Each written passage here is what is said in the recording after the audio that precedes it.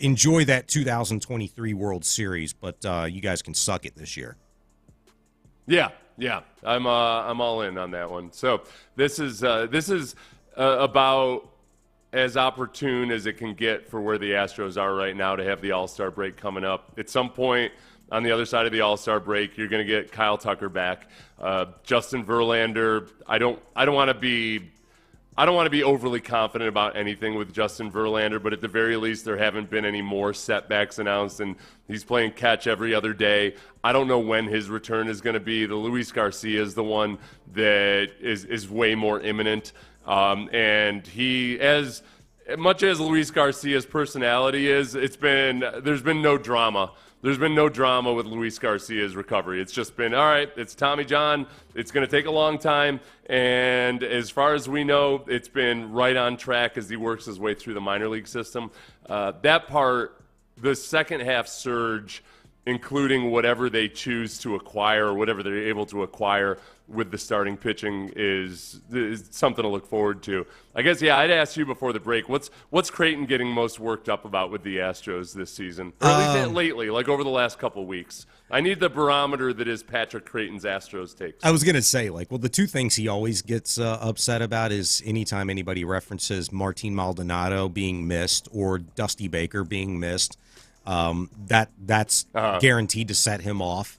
And, maybe rightfully so, especially with the Martin Maldonado thing. But I would say setting Patrick off in regards to anything that's transpired in the last 2 weeks with the Astros, to be honest with you, there hasn't been much. I mean, what's really been, prevalent to upset anybody over the course of this last 2-week stretch of the Astros, really from maybe a fan interaction standpoint, or just an overall kind of introspective, just the need for starting pitching, I would say. And just the hope that Dana Brown recognizes that you've got to do everything in your power. Don't just sit on your hands. You've got to do everything in your power to strengthen this ball club and not just solely rely on Luis Garcia, Lance McCullers, Justin Verlander to make everything better and warm and fuzzy again. I'll tell you what, since you brought up Martin Maldonado, just to check in on Maldonado, he has he might be on the I don't know how much he's playing anymore even for the White Sox, but he's got a 108 batting average. So, yes, the batting averages are low around the league. The Astros lead the league in batting average, and I know it's we all know it's not as important as it used to be, but he's 108. Learning how to be a catcher while also learning how to be a major league hitter, and you can see where it had suffered over time. And now with Caratini and Cesar Salazar being available to give him breaks and to focus more on hitting, it's been cool to watch the development through the season. Yeah, Caratini, by the way, another Astro that should be making his way back from a return after injuring his legs a couple of weeks ago. He's Seth Payne. Sean Bijani in for Sean Pendergast. All right, so Seth asked me a question. I'm going to ask you a question. Coming up next, what activities would you excuse a player from training camp for? We'll get Seth's take on that next. It's Sports Radio 610. Hey, if you recently got into a fender bender, or if recently your car or truck or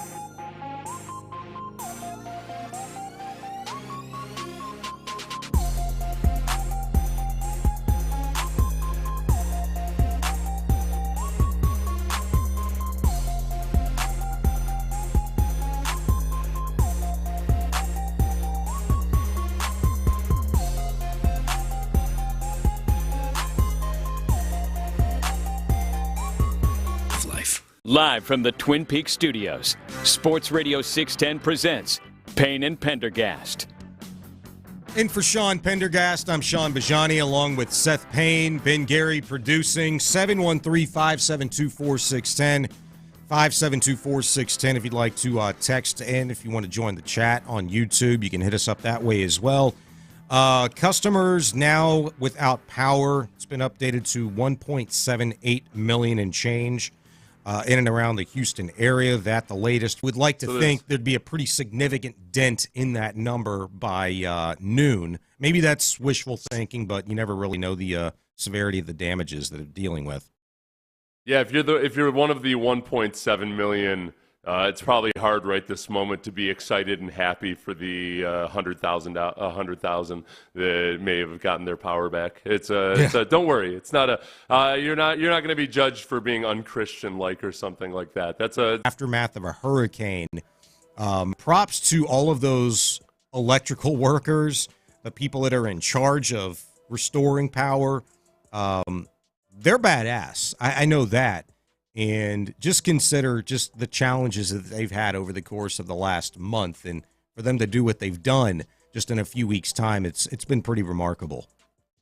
You know, the part of the part about like the baseball game tonight that's interesting to me is just the around one, and then I would look at my teammate who's got to be looking at me like I'm the softest person on earth. So I think that there's probably some baseball player like the disparity is pretty big between the upbringing of some MLB players versus other guys. And he gets time off to go enjoy and support her journey at the Olympics, and I'm trying to think like 10, 15, 20 years. Do it. And Brandon Scott and I were going to talk about this on Monday because I think they had made this announcement, or it just came up over the weekend, perhaps. My first knee-jerk reaction was like, "Oh hell yeah, it's the Olympics! It's a big deal. Your wife's in the Olympics." But then I thought about it with Simone Biles. Like, this is, I don't want to say it's no big deal, because it's a huge deal, everything she's been able to accomplish and continues to accomplish at the age of 27 in women's gymnastics, where it used to be you were over the hill at age 23 or less. But there is a part of me that's like, well, it's not like it's her first time at the Olympics by a long shot, or at World Championships or anything like that. Yeah, I almost say, like, if your wife was a professional athlete or something like that, and that had kind of been the status quo. If I were Jonathan Owens, who's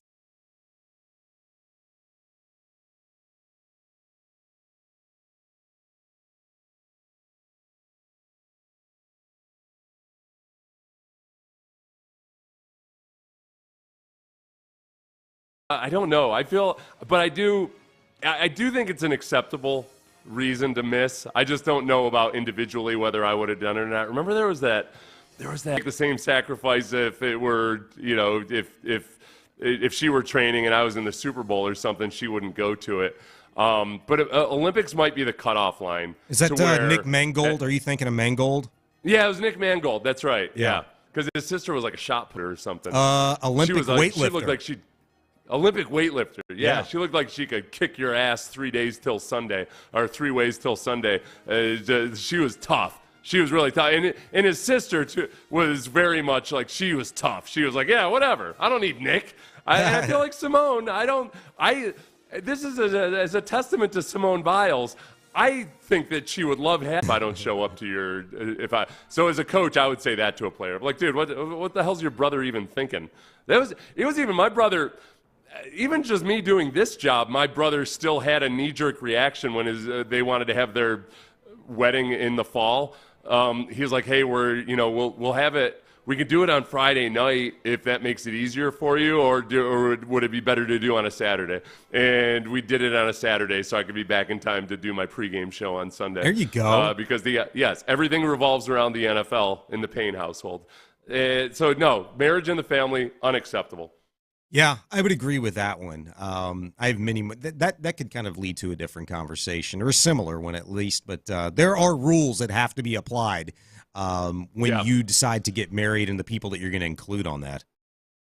Inspired by Deshaun Watson, I would say a deposition is acceptable. Yeah. I mean, there's nothing you can really do about that.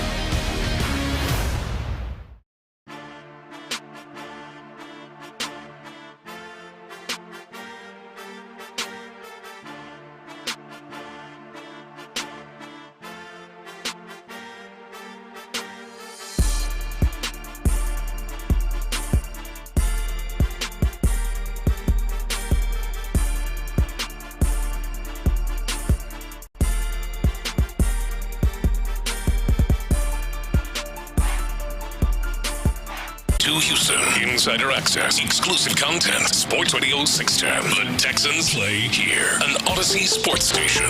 Sports Radio 610 presents Payne and Pendergast. And for Sean Pendergast, Sean Bijani with you, along with Seth Payne, Ben Gary producing. So before we get into the NFL and this recent fallout from the lawsuit and the decision in court, somebody had texted in about living through Babygate in 1993. And I guess because by the Oilers for missing the game and criticized by owner Bud Adams for quote-unquote misplaced priorities, end quote, a move that led to intense criticism of the Oilers from fans, players such as defensive end Sean Jones that we just had, right? Yeah. So, things have changed a lot. I don't think that the player would have been fined, certainly.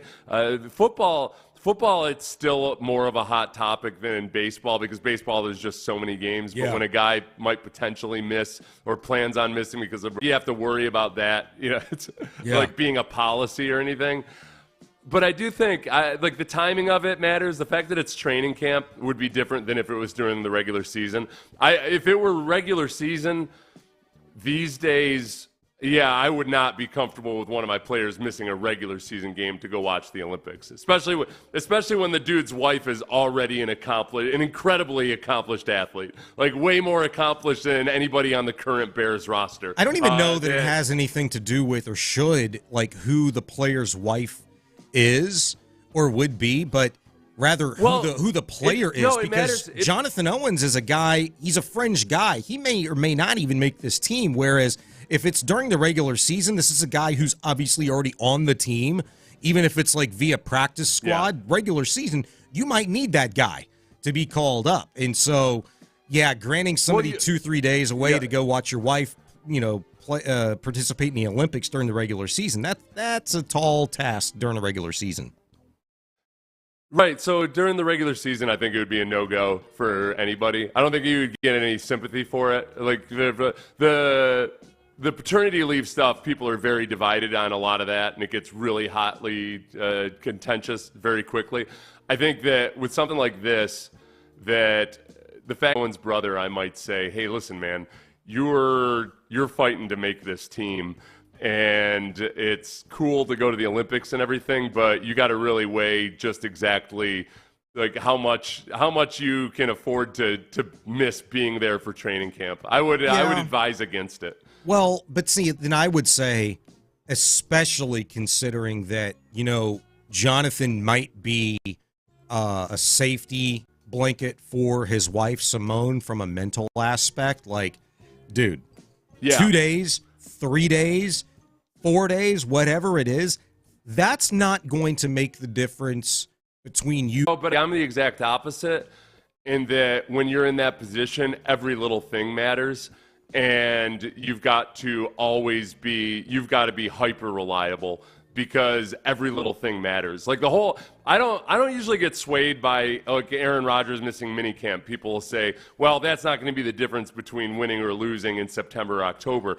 The problem is you never know what's going to be the difference between winning and losing in September and October. Like a snowball effect to where, like, how many little things do you start skipping over because it's no big deal? Yeah, that's where I would be if I were in Jonathan Owens' position. I'm with you. It's it's almost impossible to poke an argument in that the way that you put it when you say, look, every little thing matters, and when you're not there, you miss a lot.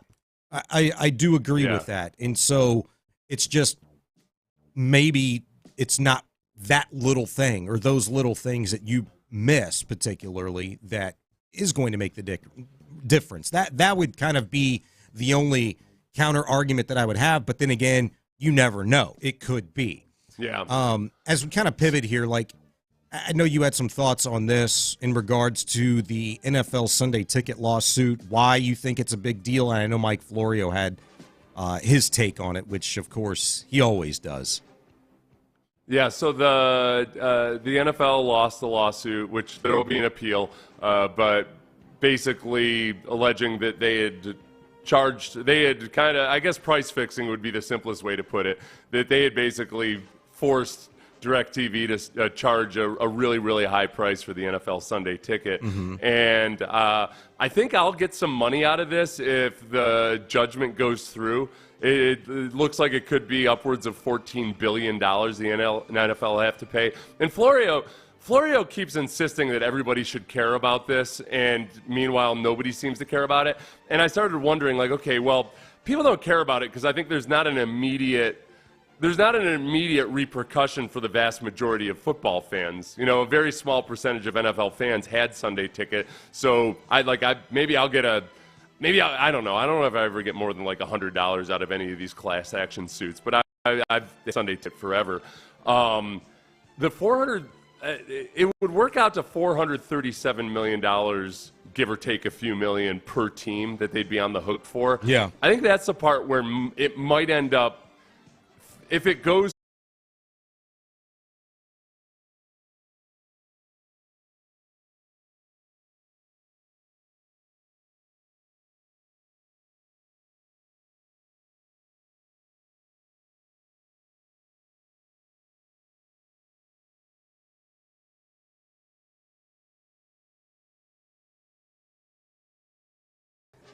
then it's all hands off, man. These kinds of things, they get muddied. It just like, holler at me when it's like all said and done with. If this was going to be catastrophic to my organization, then I need to know. And until we get to that point, I'm not going to worry about it, but it will be interesting to kind of see, like, the only team I would rip the Texans, and I got to pay several $100s per year for that, where it's theoretically possible to do it in a much smaller chunk. That part might filter down to a lot of people who hadn't been in the market for NFL Sunday Ticket before, that they'll be able to do it. So there's increasingly more and more people outside of Houston that are Texans fans because they grew up here, or they're in the military, or what have you, or they moved away. That's the part where it could be. I think it could be really good for a team like the Texans. It's a newer team, in making it easier for there to be nationwide fans. Whereas, like with the Steelers and the Packers, what they were missing, but I think they kind of do, because there's not very many people that would be worth it to spend $200, $300, $400, $500 for the Sunday Ticket back in the day, be able to watch all of these games. Like, you just don't have time for that type of thing. I'll tell you, I don't know if you're old enough to remember. You probably aren't. Like VHS movies. If you wanted to, things have changed so much in terms of watching movies now with streaming. VHS movies back in the day were absurdly high priced. It was like, I want to say it was like $100 in, $1985 to buy a VHS of a studio movie. So, you rented your movies and then you dubbed.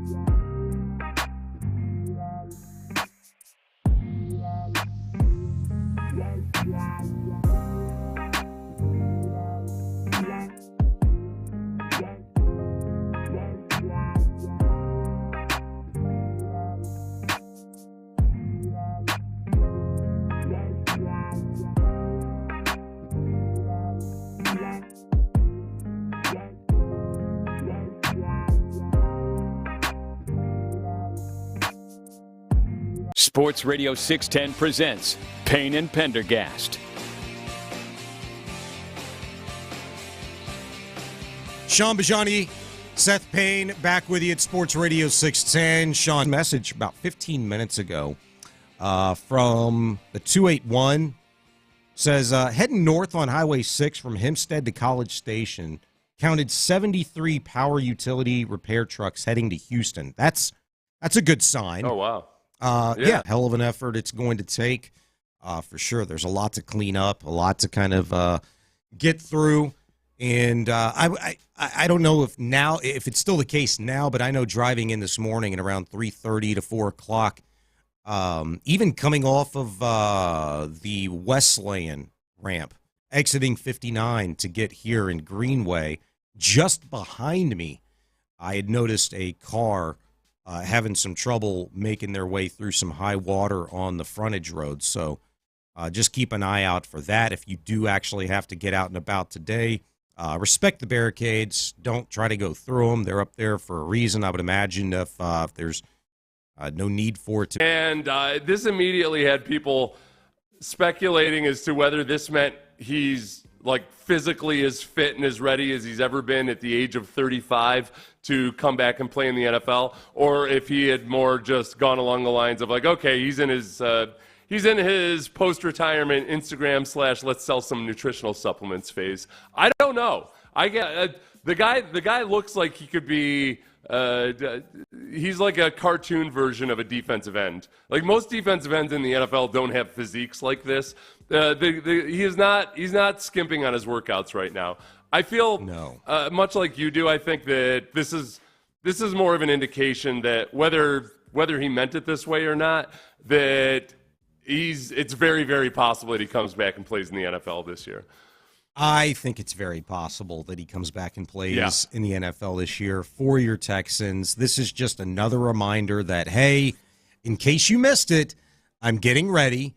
I look really, really good, and I'm doing this out.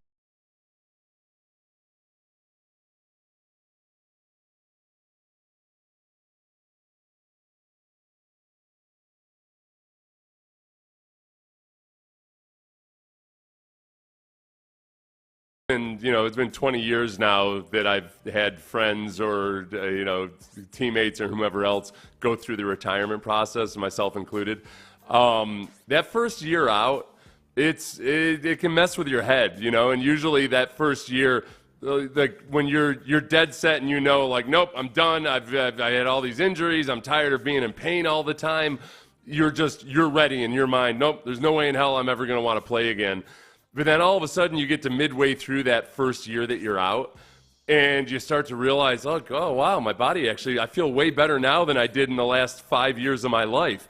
And it's hard not to imagine, maybe if I just started training again, come back this year. That's pretty good. I would have to bump that up to above 75% right now. That he's going to come back.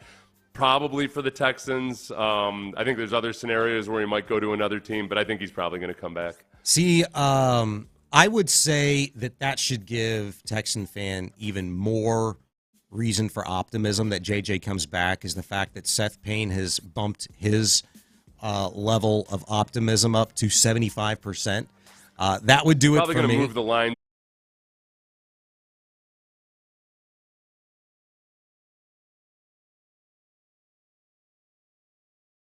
Days. Yeah. And the team itself might be thinking, all right, we got to stock up at certain positions. We can't afford an injury at defensive line here, and we're going to have to rotate guys through and keep them healthy. That it would be really good to add another body to the roster right then. I think you and I disagree a little bit. I think that he would actually play in that first Jaguars game, or play in that Jaguars game on December 1st, so his body would have a full 2 weeks to recover. But that makes the most sense. So it's going to be a slow build with a lot of speculation for the first 2 months. Anybody else looking at that Texans defense would be like, holy bleep, we got to worry about these cats for sure. That's going to be very, very exciting stuff. I cannot wait to get to that part of the season if this whole thing is kept alive and the speculation continues. 713-572-4610, 572-4610, if you'd like to be a part of the show. Final segment coming. I'll have you from 10 until 2. Final segment coming up next, so we'll talk to them in it, and we'll also get you set for the Astros as well. Stay there at Sports Radio 610. If you call Mokaram Law at 281-222